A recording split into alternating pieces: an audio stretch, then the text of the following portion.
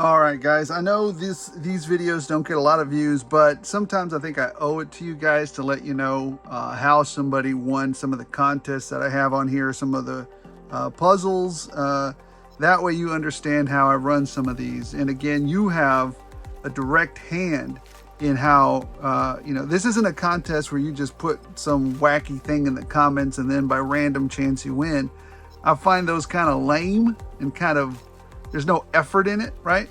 So here it really depends on if you win these cool prizes by your effort. And sometimes I'll add additional incentives to it just to, move the engagement up a little bit. So anyways, Daniel Green was our last winner, and these are some of the clues he used to actually win the rock and roll classified figure that I've sent to him this last week. So number one, it was in the tripwire video, right? So in that tripwire video, there was a bunch of clues in it. The first clue was at the bottom of the description for the official rules and the description of the video of the tripwire. There was some gibberish down there at the bottom. It was a simple cipher. It was an @bash cipher that told you it was the primer for what I was looking for. Otherwise, you'd just be blind looking around trying to figure out what you're looking for. But at the very bottom, and you can still look at it right now, it's there to this day. If you go down to the description on that video, tripwire video, classified review video, go down to the bottom, highlight that cipher at the bottom, and then decrypt it with an @bash decryption tool on Google. Pretty simple. What you'll see is that it's a basic sentence that says, "I am looking for an arcade."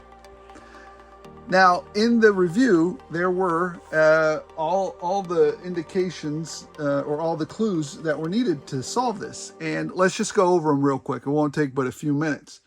Number one, in the background of the video, when I'm doing the action shots in particular, I like to focus in because I can get clear pictures of the clues that are hidden back there. In the very back, there's a list of subjects that Dr. Venom is about to operate on. Sonic the Hedgehog, Alex Kidd, Axel Stone. Maybe you might recognize these. Dr. Eggman, well, I said Dr. Venom, but in this case, we'll just call him Dr. Eggman, is the supervising doctor. All of those characters should have pointed you in the direction of Sega. Sega is the company that produced this arcade. So it should have immediately maybe, clued you in on, I'm looking for a particular game from Sega. All those characters are from different games, but what do they have in common? They come from Sega. The other thing that I had in the video was in the corner, when I take another action shot there with tripwire, one of the action figures in the background is reading a magazine or is reading a newspaper. And on the newspaper is a large ad, and the large ad for that is a Golden Axe advertisement or poster. At the bottom, the name Makoto Uchida is on there. Now, if I completely, jacked up that name, I apologize right now because I'm not the best at pronouncing names. But anyways, Makoto Uchida, I hope I said it right, is the gentleman who was the lead designer for this game. And why is Golden Axe important to this? Well, but now you've got two clues, right? Golden Axe is important to the arcade that I'm looking for. And if you guessed Golden Axe, my clues are not that simple. Although sometimes they can be, but usually not. So if you get Golden Axe is important to the arcade that I'm looking for, but it's not the arcade I'm looking for, but it's important to it. And on top of that, Makoto Uchida is the guy who was the lead designer on it. If you keep looking in the action shots, at the very end, if you look at the little medical console or medical device that he has behind him, Dr. Venom over there, standing behind or sitting behind tripwire on that little console is an actual picture of the video game.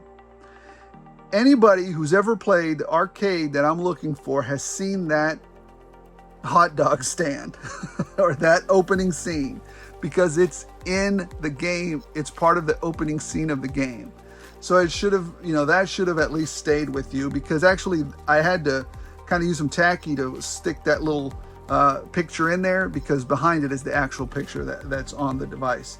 I also, and these are a little bit harder to tell, I also put the pictures of the characters as wanted posters on the video screen in the background there, but those are kind of hard to tell, so those were hard to get. And finally, using those clues, you could have figured it out. You could have. But I said, you know what, this one's going to be a tougher one. So what I'm going to do instead also is I'm going to make it real simple. So if you were watching my action figure news for that week, the Tripwire week, you would have noticed that I had a game playing in the background. You would have noticed the hot dog stand that comes up in the, not only does it play in the opening scenes, but it also plays in the attract mode of the arcade. So there it is, the hot dog screen with the 3 characters that we're looking for that were in the shot in that clue video. A game created by Sega, and if you need a close-up, what was the game called? Alien Storm. Makoto Uchida was the lead designer on it, and it is the only arcade game or arcade that features the Golden Axe logo within that game, as you can see here. It's kind of a throwback to let you know, since Golden Axe was such a huge hit with everybody, hey, from the makers of Golden Axe, which was Makoto Uchida. So anyways, that's how it all ties together, and that's how Daniel Green won it, using these clues to guess the correct answer, or to earn the correct answer. There wasn't no guessing about it. He actually earned it. So congratulations, Daniel. Thank you for playing. And hey guys, remember, I don't really like to rely on chance and random. I mean, random happens sometimes because it is the world we live in. But most of the time, you know, the opportunity and life that you've created happens by hard work, not by random luck. So I believe in that. And so in believing in that, that's why my contests involve a little bit more of opportunity for you to actually have a hand in actually winning the prize versus random luck. It's not to preclude me from maybe doing a random luck one every once in a while, but I think the majority of mine will go this way because I think they're more fun. Anyways, congratulations, Daniel. Thanks everybody who played. I appreciate the engagement. Love engaging with you guys. So until we do the next one, you guys keep watching. I'll keep rolling it out.